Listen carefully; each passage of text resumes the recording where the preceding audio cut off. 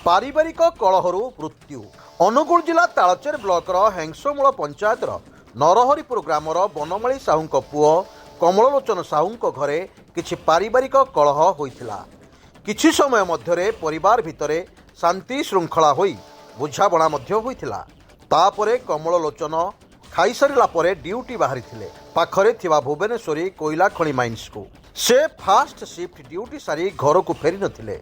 एते विलंब हेलाणी काहींकी आसुनाहांती बोली परिवार लोके तांको पाखकु फोन करिथिले, हेले से फोन उठाई नथिले। तांको घरर परिवार लोक व्यस्तास्त होई पड़िथिले।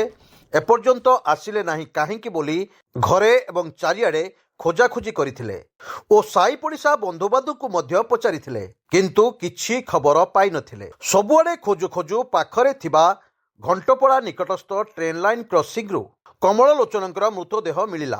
परिवार लोके देखिला बेलकु गंडीरू मुंड हाथ अलगा होई ट्रेन लाइन ले पड़ी रहिथिला।